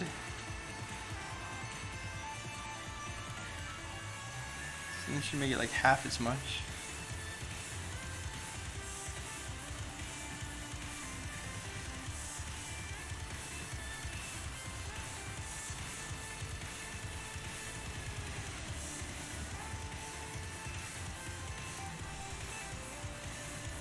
And this should be effectively the same.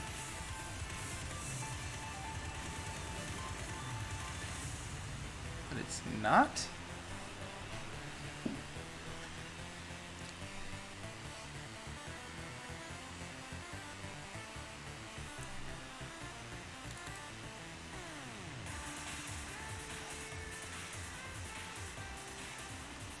Oh no.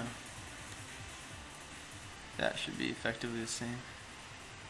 Because as long as those 2 point what?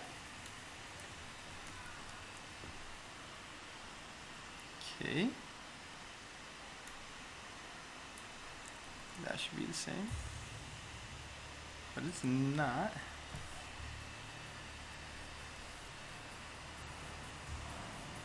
Like, that should just shift it from this one to this one.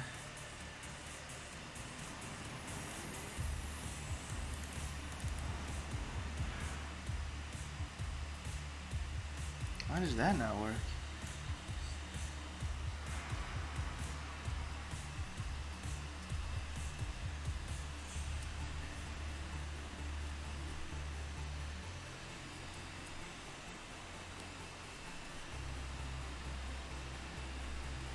Well, that wouldn't change it though. The average would be different, but not in the way I expect. This is not changing in the way I expect.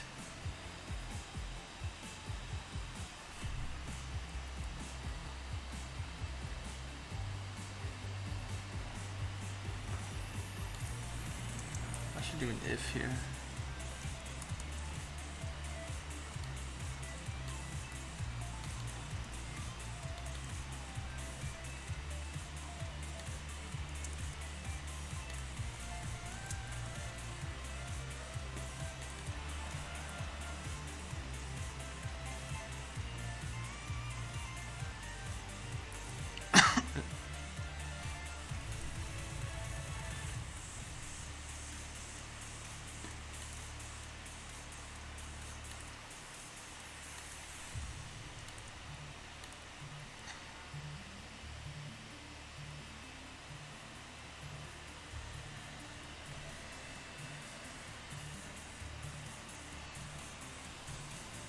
Let's see what this function looks like. So these were 0 and 1. It would basically be this. Oh yeah, that makes sense. There's nothing outside of shadow at that point. If I said this is 1 and this is 1, it should look a little different, but not like that.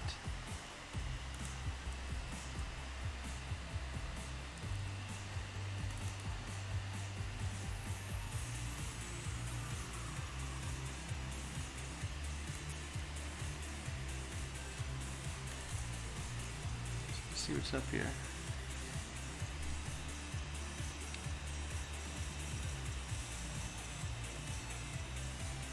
So they both should have the same height.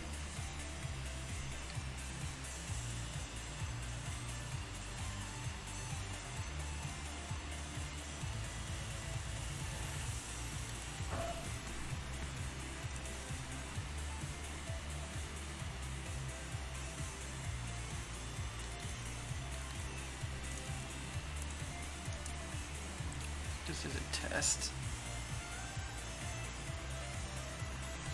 See where they get those little black dots.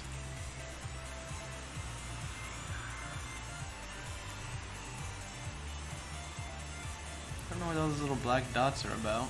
That's really weird. Really bizarre.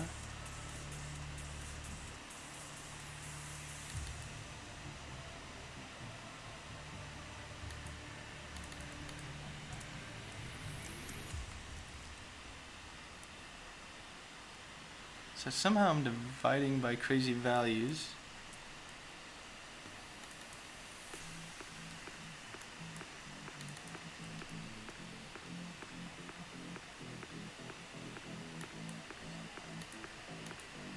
Which doesn't make any sense to me, because this is making sure it's not 0. And it shouldn't change from pixel to pixel.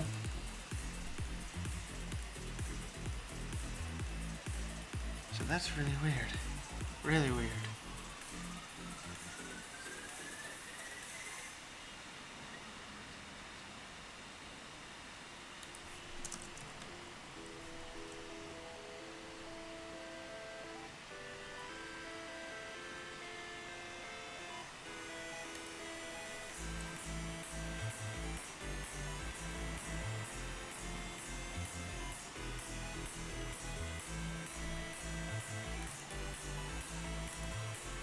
So I don't know why this would be any different, but somehow it is.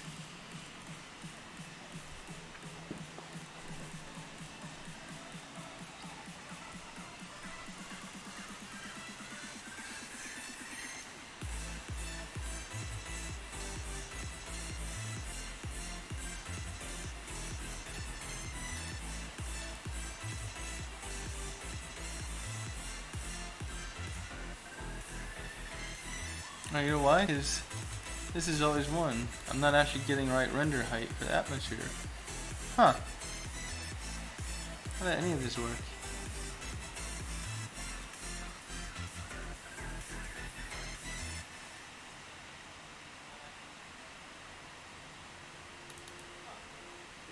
Because I'm not taking the actual model scale into consideration.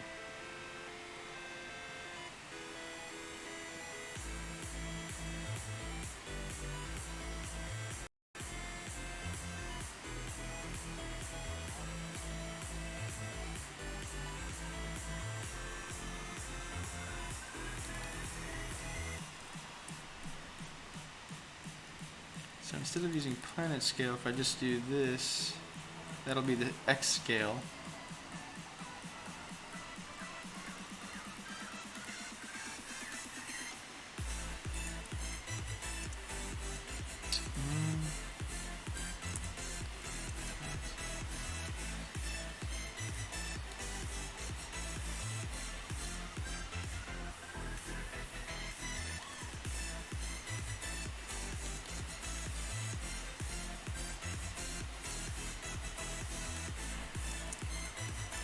So I'm just going to multiply by all the scales. X, Y, and Z.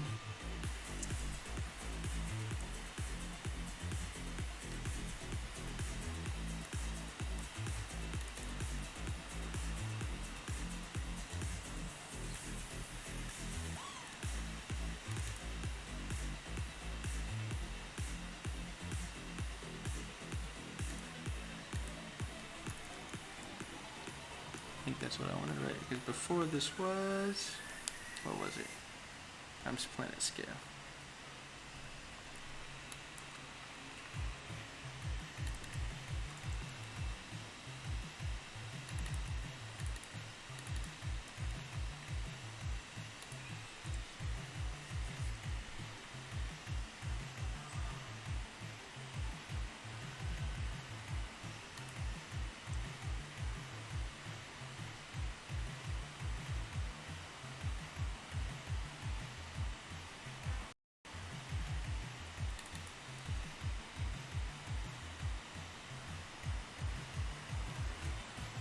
Divided by something that was essentially just dividing by this.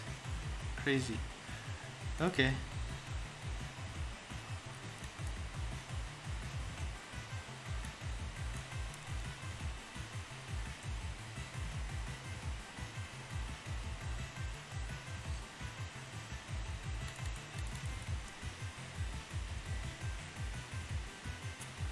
Okay. Now what do I need to do?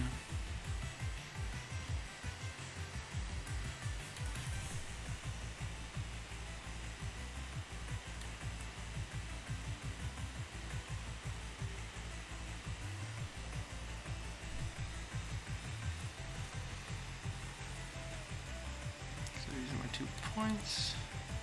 My atmosphere height.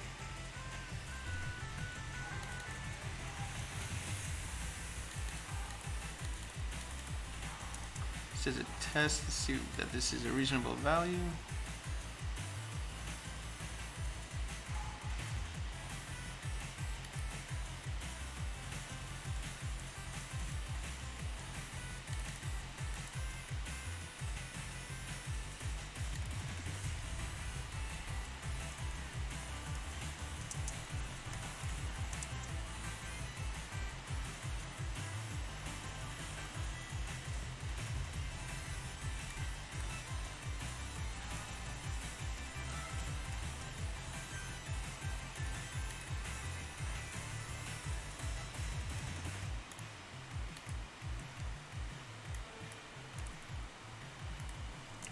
-5 should give us white.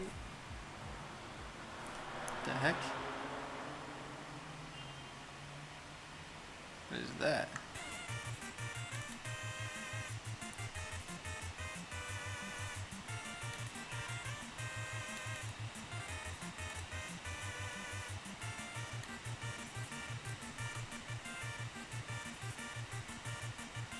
Let's do some quick sanity checking. Not that one.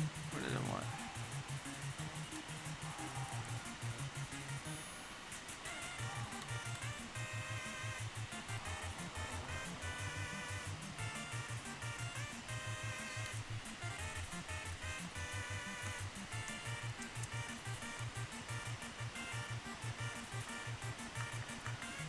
Is that just shadowing?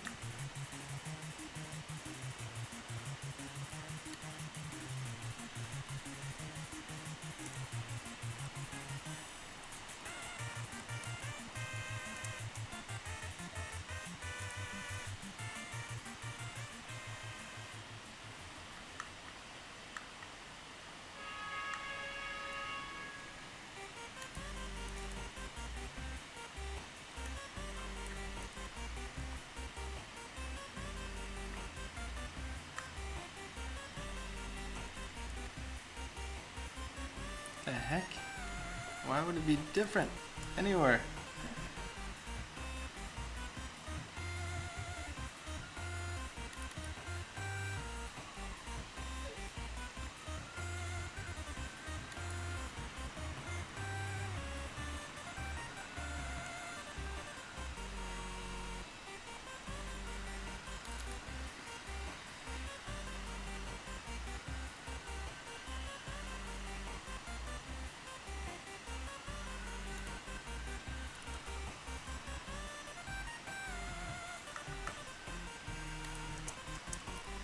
Is Sam everywhere?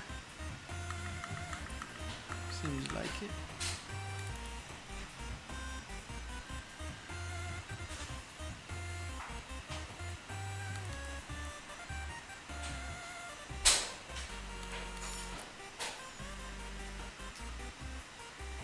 Hey. Alright, well, I'm gonna call it a day for now. I'll figure this out and report back tomorrow. See ya.